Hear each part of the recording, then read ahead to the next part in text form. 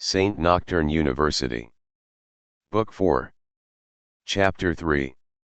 The Holloway Scholarship Ceremony had been built to prove Saint Nocturne could remember without consuming. That was the phrase on the program. Nobody liked it anymore. By 3 p.m., every copy had been collected, revised, reprinted, and redistributed with the phrase replaced by. The Holloway Scholarship Ceremony honors restored authorship, student witness, and repair without spectacle. Dre Coleman read the new program outside Founders Auditorium and sighed. This is too many words. Laila Freeman looked over his shoulder. You helped write it? I was under duress. You had snacks. Emotional duress. The auditorium doors stood open behind them, but no one entered without passing through 3 levels of security: Root Circle Ward check, Howell House physical screening, and Vale-born identity confirmation. Blood Court students reviewed every contract-based access charm. Staff operations checked badges. Archive consent checked whether anyone was carrying unauthorized records. Talia Price stood at the final entrance point with her bat. A sign beside her read, "Weapons declared here." Someone had written under it, "Talia is exempt." Ari had objected. No one had removed it. The campus was not pretending calm anymore. Good. Calm had been used against them too many times. Inside Bellamy Hall, Evan Holloway was under protection with Nia, Juno, an external memory advocate, and 2 Howell House guards. The real Evan had been cleared as much as anyone could be cleared while a redaction reflection wearing his grief ran loose through campus systems. He was not the killer. He was the weapon. That made everything worse. The reflection had been made from his stolen restoration vial, family memory, and unresolved grief around Miles. It could wear Evan's face because it was built from the part of him that loved and resented a dead cousin he barely got to mourn before Saint Nocturne turned him into a syllabus. It was not exactly alive. Not exactly dead. Not exactly a ghost. Ari classified it as hostile redaction construct / grief bound / archive propagation capable. Kiki called it evil footnote evangelist. Delphine called that deeply inappropriate. Then used it once by accident. The construct had killed Professor Graves. It had killed Dr. Amari. It had marked 7. It had announced the scholarship ceremony as its final stage. The obvious solution was to cancel the ceremony. That suggestion lasted 12 seconds. 7 Monroe said no. Delphine Hart said absolutely not.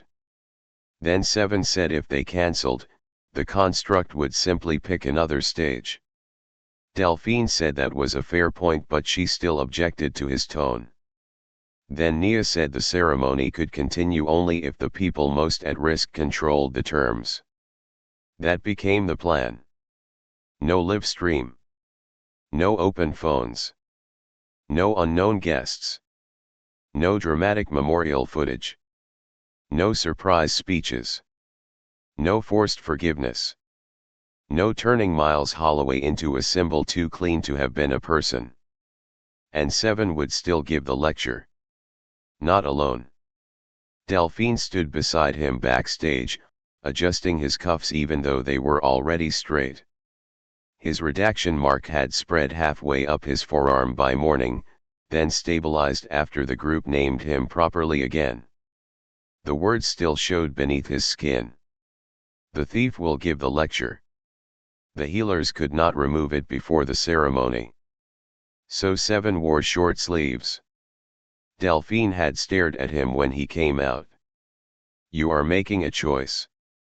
Yes. A dangerous one. Yes. A visually provocative one. He looked down at his bare forearm. I'm not hiding the sentence. Her face tightened. People will stare. They already do. They will interpret. Let them. Then I'll correct them. Delphine hated that answer because it was good. Now, backstage, she stood close enough that their shoulders brushed. Your opening is too soft, she said.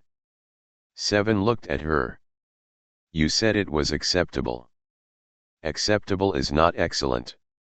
We may be attacked by a grief monster wearing an archive fellow's face, and you're workshopping my lecture. Yes. Standards hold civilization together. He smiled faintly. Then the smile faded. If something happens. No.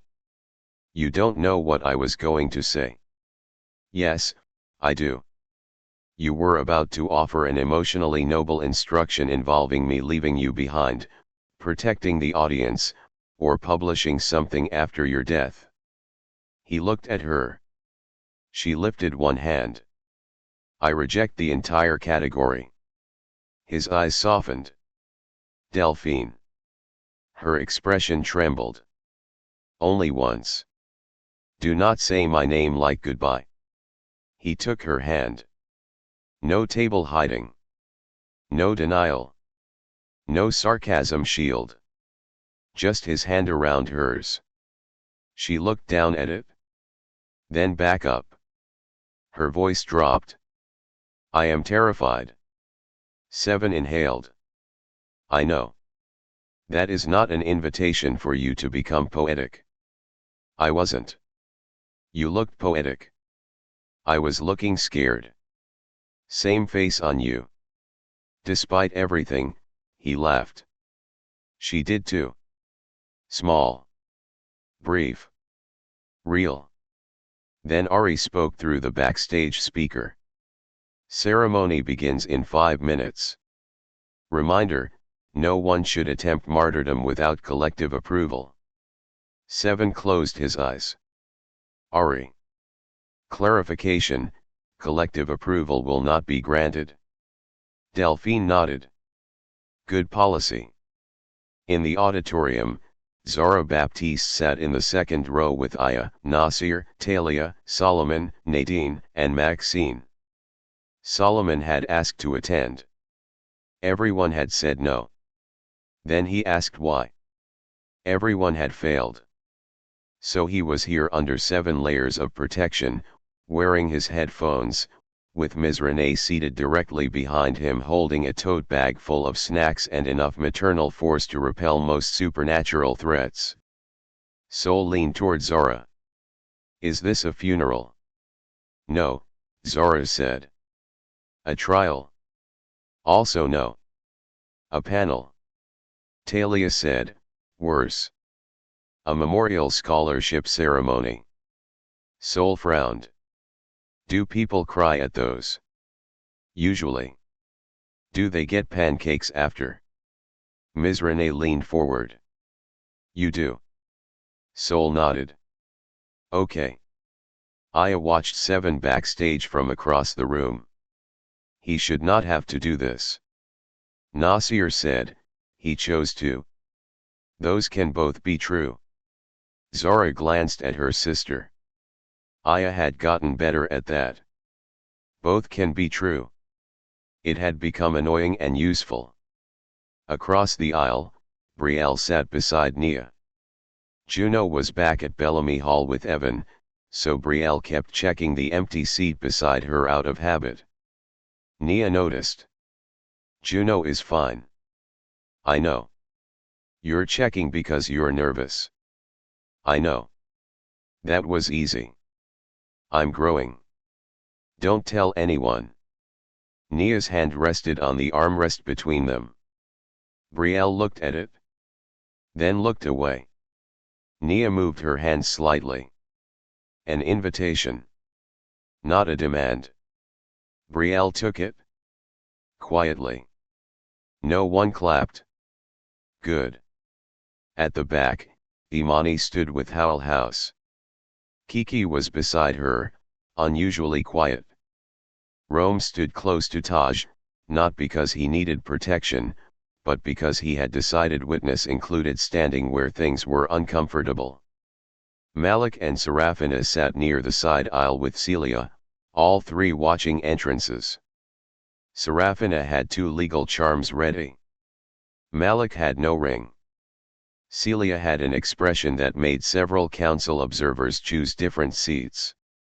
Laila sat near the front with Dre. Her recorder was off. A notebook lay open on her lap. At the top of the page, she had written, "Do not let the killer decide the story."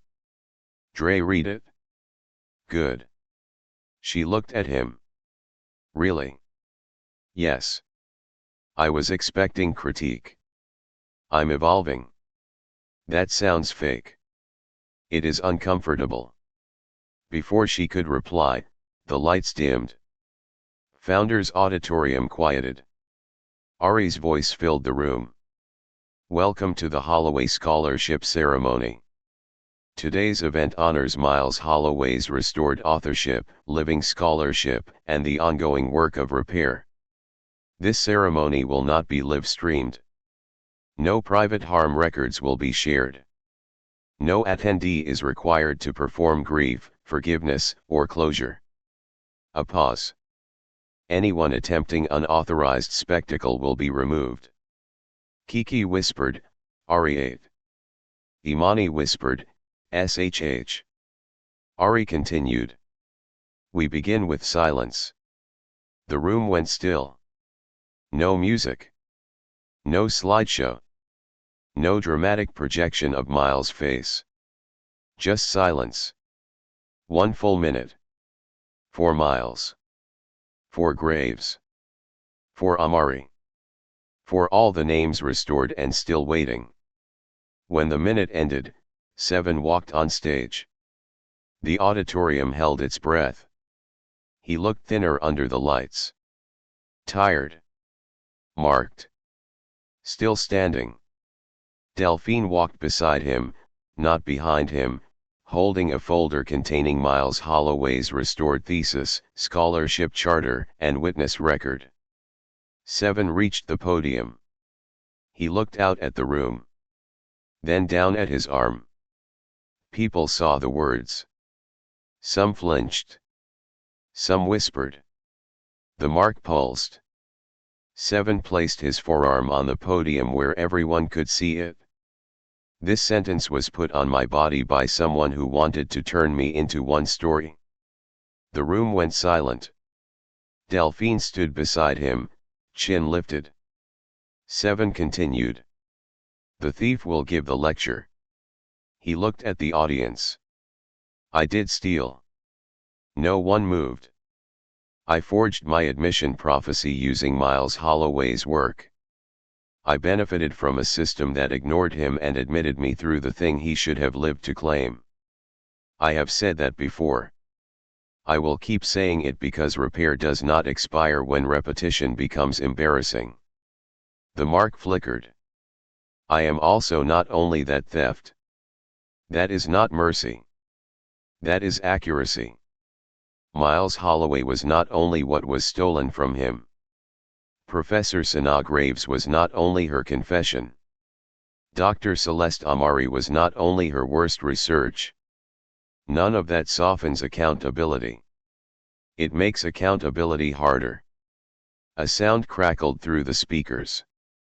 White static. Dre looked up. Laila's pen froze. Ari said sharply, unauthorized signal detected. 7 did not stop. The person or thing hunting us wants to prove that repair is decoration. That confession is cowardice. That if someone harmed others, the only honest ending is erasure. The lights flickered white. A second 7 appeared on the projection screen behind him. No. Not 7. The reflection construct. It wore Evan Holloway's face now, but the features shifted, Evan, then Miles, then blank archive mask, then 7's own face for one horrible second. The audience gasped. The construct smiled. Its voice came through every speaker. Beautiful speech from a boy who got to continue. Delphine stepped closer to Seven. Zora rose slightly from her seat. Imani signaled House to hold exits. Seraphina activated a charm that sealed the legal boundary around the stage. Brielle squeezed Nia's hand. Nia did not let go. Seven looked at the screen. "You're not evangelist." The construct tilted its head. "I am what Evan gave the room. I am what Miles was denied. I am every corrected footnote that came too late." Laila whispered, "It's feeding on the audience." Dre nodded. "But not like aftershade." No. Nia stood slowly. "It wants agreement." The construct turned toward her through the screen. "Nia Bellamy. You understand stolen memory?" Nia's face hardened. "Yes." "Then you understand why stolen life demands more than forms." The room chilled. Brielle stood beside Nia. Nia lifted her chin. "I understand wanting the people who harmed you to stop breathing the same air as their reputations." The room went completely silent. Brielle looked at her. Nia continued, voice shaking but clear. "I understand rage. I understand wanting the story to hurt them back. But you killed people who could still be held accountable. You did not restore Miles. You made new witnesses carry new harm." The construct's face shifted. For 1 second, it looked like Evan crying. Then the mask returned. Accountability becomes theater when the guilty keep speaking. Delphine stepped to the podium. Her voice cut like glass. "Then stop staging murders as critique." The construct turned toward her. Delphine Hart. Legacy girl with renovated ethics. Several students inhaled sharply. Delphine did not blink. "Yes." The construct paused. Delphine continued, "Yes, my family profited from suspicion, exclusion, and academic gatekeeping. Yes, I have spent 3 semesters learning how much of my intelligence was trained toward preserving unfair rooms. No, that does not make your argument more correct because you discovered my biography." The screen flickered. Seven looked at her. She did not look back. She was not performing for him. "Good." The construct's face shifted again. This time into Professor Graves. Seven staggered. Delphine grabbed his arm. The screen. Graves spoke in the construct's voice. "Say her name again. Make it pretty." Seven's face went white. Zora stood fully now. "Turn it off." Ari answered, unable. Construct embedded in auditorium projection network.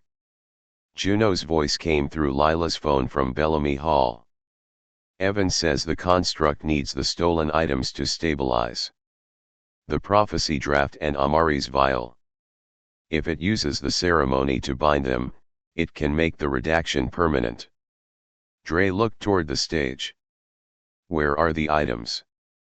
On screen, the construct held up Miles' original prophecy draft. In its other hand was the missing memory vial. Silver mist swirled inside. The construct smiled. "Here." Malik swore softly. Seraphina whispered, "It's not just broadcasting. It's in the room." Aya scanned the auditorium. Reflection surfaces. Every polished surface in the auditorium turned white.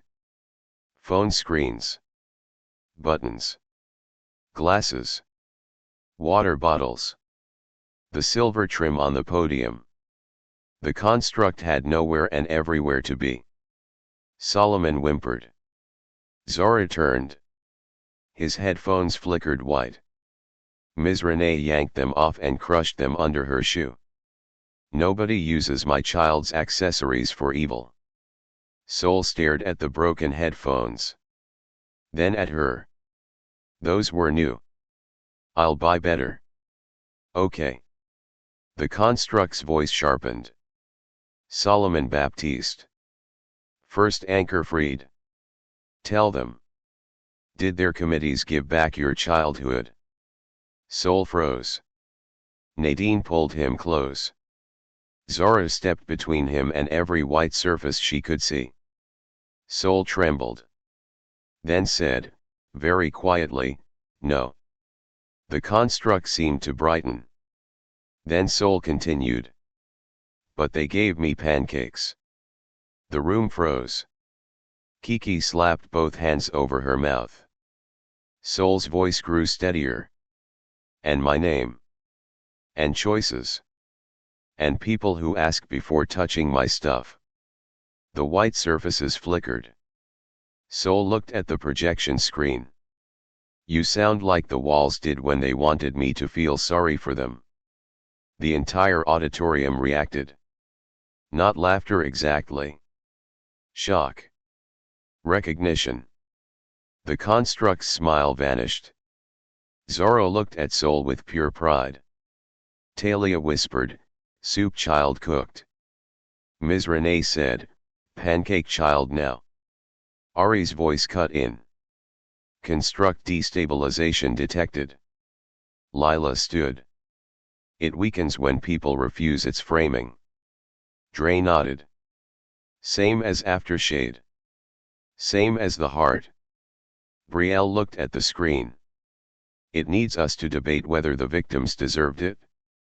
Nia said, so we don't. Seven looked at the construct. The prophecy draft glowed in its hand. His mark burned. Delphine whispered, 7. He nodded once. Then he stepped away from the podium. I did not deserve Miles' work. The construct smiled faintly. 7 lifted his marked arm. And you do not get to use that truth to kill me. The mark cracked. Black ink splintered. 7 continued. Professor Graves harmed Miles. She also spent her final semesters restoring what she stole. That did not absolve her. Her death did not balance it. The construct hissed. Dr. Amari enabled memory harm. She also turned over evidence, submitted to review, and helped identify the method that killed her. That did not absolve her. Her death did not balance it. The construct flickered between faces. Miles. Evan. Graves. Amari. 7. Blank. 7's voice grew stronger. Miles Holloway is not your permission. The auditorium lights flashed. The prophecy draft in the construct's hand began to burn white. Delphine stepped forward. And grief is not authorship. That sentence struck harder than a spell. The construct screamed. Not with a mouth. With every screen. Brielle stood, voice ringing with controlled resonance. Everyone, no phones. No screens. Look at each other. People obeyed. Not perfectly. Enough. Phones turned face down. Glasses came off. Water bottles were shoved under seats. Malik snapped the silver trim off the podium with vampire speed, earning a horrified look from Seraphina and a whispered, "We will invoice ourselves later." The construct lost surfaces. It shrank to the main projection. Imani shouted, "Howl House, cover reflective exits." Wolves moved. Kiki grabbed a velvet curtain and threw it over a wall display. Rome helped Taj cover the side monitors. Taj looked at Rome. "You okay?" "No." "Good answer." Rome nodded. "Good answer." On stage, Delphine opened the Holloway witness folder. "Evan Holloway," she said. The real Evan's voice came through Laila's phone, shaking. "I'm here." The construct froze. Delphine said, "Your grief was used to build this thing. Do you claim it?" Evan sobbed once over the line. No. The construct's face twisted. Evan continued, voice breaking. I loved Miles. I hated all of you for getting to speak his name after he died. I hated Seven. I hated Graves. I hated that the scholarship made people cry beautifully while my family still had boxes of his things no one asked about. Seven closed his eyes. Evan's voice shook. But I did not want this. I do not claim murder as my grief. The memory vial in the construct's hand cracked. Silver mist poured out. Not into the air. Into the phone line. Into Evan's voice. Into his own claim. Ari announced, stolen memory returning to claimant. The construct screamed again. The projection glitched. Miles' prophecy draft fluttered in its hand. Seven reached toward it. Delphine grabbed his wrist. No martyrdom. I wasn't. You were leaning. I was reaching. Same family. Zora stood from the audience. Let the work call its author. Seven looked at her. Then at the prophecy. His face changed. He stepped back. Miles Holloway, he said. The room went still. The ghost did not appear. Not fully. But the air near the stage warmed. The projection flickered. The original prophecy draft pulled free from the construct's hand and drifted to the podium. It settled beside Miles' thesis. Ari said softly, authorship recognized. The construct shrank again. Now it was only a white figure on the screen, face losing shape. No, it whispered. Confession is not restitution. Ethics is decoration. The thief graduates. The dead are footnotes. Nia stepped into the aisle. No, she said. Those are sentences. Not truth. Laila added, not full truth. Dre said, not record. Brielle said, not story. Juno's voice came through the phone. Not consent. Aya stood. Not name. Nasir stood. Not life. Imani stood. Not law. Malik stood. Not protection. Seraphina stood. Not justice. Delphine stood beside Seven. Not Miles. Seven looked at the screen. The redaction mark on his arm shattered into flakes of black ash. His magic came back like breath after being held too long. He nearly collapsed. Delphine caught him. The construct flickered one last time. For a second, its face became Miles Holloway. Not real. Not ghost. A stolen likeness. Seven did not look away. I'm sorry, he said. The construct whispered, too late. Seven's eyes filled. Yes. That was the truth. Too late was still true. Then the projection went dark. The auditorium sat in silence. Ari spoke after a long pause. Hostile redaction construct dissolved. Stolen items recovered. Fatal threat ended. Nobody cheered. Not yet. Seven turned to the podium. Miles' prophecy draft lay beside the thesis. Delphine helped him stand. He looked at the audience. My lecture is over, he said, voice hoarse. A few people laughed through tears. He swallowed. The scholarship remains. He looked toward Laila's phone. Evan. The real Evan answered quietly. Yes. Seven's voice broke. Your family should decide whether the ceremony continues. There was a long silence. Then Evan said, continue. But not with a lecture. Seven nodded. What then? Evan's voice trembled. Read his work. So they did. Not 7 alone. Never one voice. Delphine read first. Then 7. Then Laila. Then Dre. Then Nia. Then Brielle. Then Zora. Then Aya. Then a root circle first year who had never met Miles but had annotated his thesis with so many questions that Omar said Miles would have liked them. They read passages from Miles Holloway's thesis. Not too much. Enough. His words about living institutions. About hunger disguised as culture. About witness structures.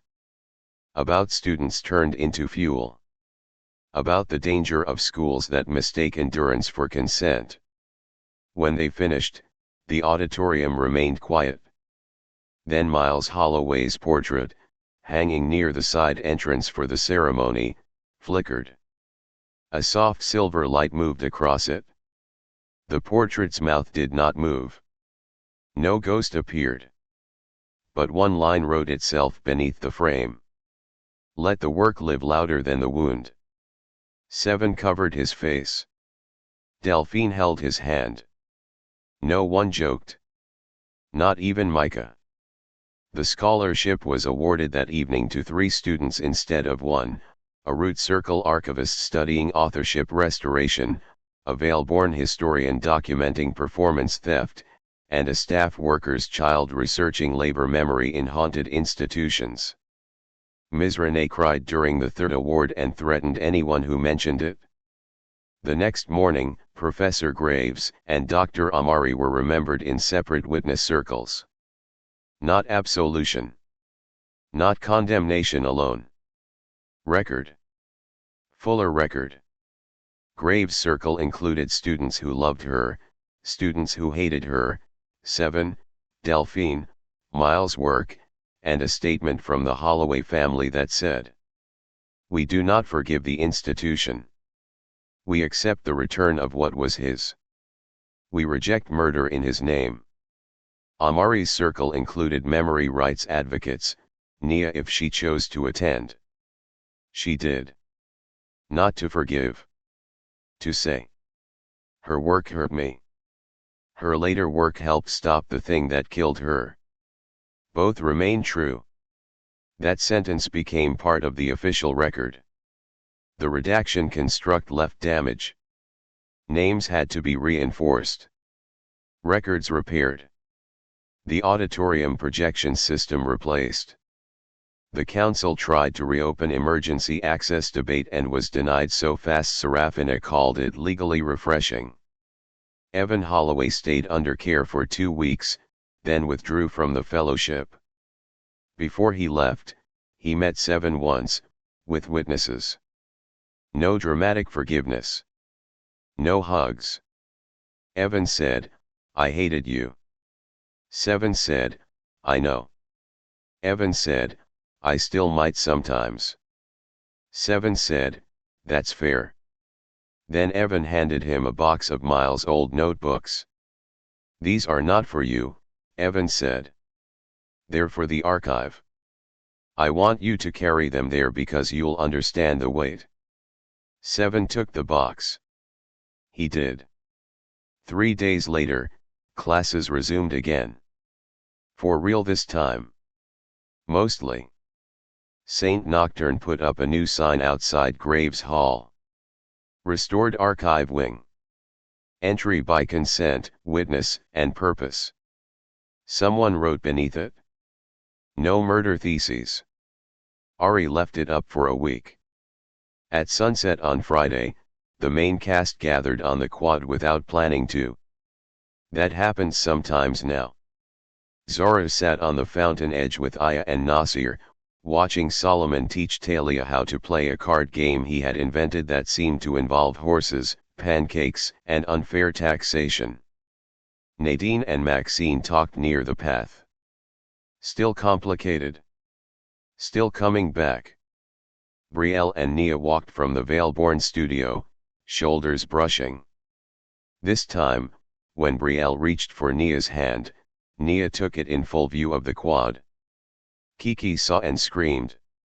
Nia looked over. Kiki slapped both hands over her mouth and mouthed, "With consent?" Brielle shouted back, "Obviously." The quad laughed. Dre and Laila sat nearby reviewing the final article draft about the redaction murders. Laila had written the headline. "Not Miles, not justice, Saint Nocturne rejects murder as repair." Dre read it. "Good." She smiled. "No critique. It says what it means." "That's high praise from you." "It is." They sat shoulder to shoulder. No label. No rush. Enough.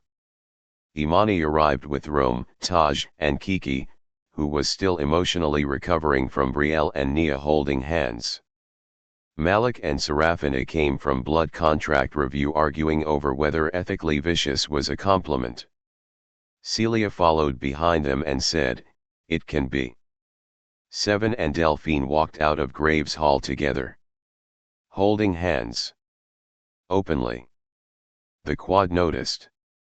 Everybody noticed. For once, no one shouted.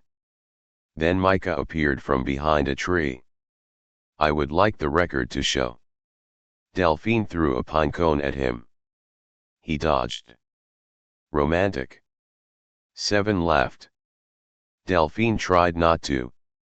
Failed. Ari came over the speakers. "Unauthorized commentary on peer relationships remains discouraged." A pause. "However, obvious developments may be privately acknowledged." Kiki yelled, "Ari ships it?" Ari responded immediately. "I do not ship. I observe patterns." Zora looked around the quad. At the people who survived the trilogy. At the people who did not. At the ones who came later carrying grief sharp enough to kill. At the school that kept trying to become old again and the students who kept catching it by the collar. She thought about Professor Graves. Dr. Amari. Miles Holloway. The redaction construct. Too late. That phrase had not vanished. It never would. Some truths arrived too late to save the people they should have saved. But too late did not mean useless. Too late could still become record. Warning. Witness. A door someone else would not have to open blind. Solomon ran over, holding his cards. "Zora, Talia is cheating." Talia called from the fountain, "Strategy." Sol frowned. "She made up attacks." Talia said, "Government realism." Dre looked up. "That is actually." Everyone shouted, "No." He closed his mouth. Zora took the cards from Sol. "You know what we do with unfair systems." Sol grinned. "Make better rules." Zora smiled. "And snacks." Ms. Renee, passing behind them with a tray, said, "Finally, the child understands governance." The sky over Saint Nocturne turned violet, then gold. No red. No white. No hunger. For now. Founders' auditoriums restored lights glowed behind them. Graves Hall stood wounded and open. The chapel stayed closed. The lantern heart beneath it remained stable, watched by many and owned by none. On the side of the fountain, someone had carved a new line into the stone. Probably Talia. Possibly Kiki. Definitely not approved. "Repair is not revenge." Under it, in smaller letters, someone else had added. "But it better have teeth." Zora read it and laughed. Aya leaned beside her. "Do we report that?" Zora looked at the words. Then at the campus. "No." Nasir nodded. "Let it stay." Seven and Delphine passed by. Delphine glanced at the carving. Grammatically acceptable. 7 smiled. High praise. She squeezed his hand. The moment was quiet. Saint Nocturne almost let it be. Then Ari spoke. Reminder, students are prohibited from carving policy statements into campus property. A pause. Even accurate ones. Kiki screamed, "It wasn't me." Talia said, "Snitch behavior." Solomon laughed. The whole quad dissolved into noise again. Not panic. Not spectacle. Just life. Messy, dramatic, unfinished, too loud, too honest, occasionally cursed, and finally, stubbornly theirs.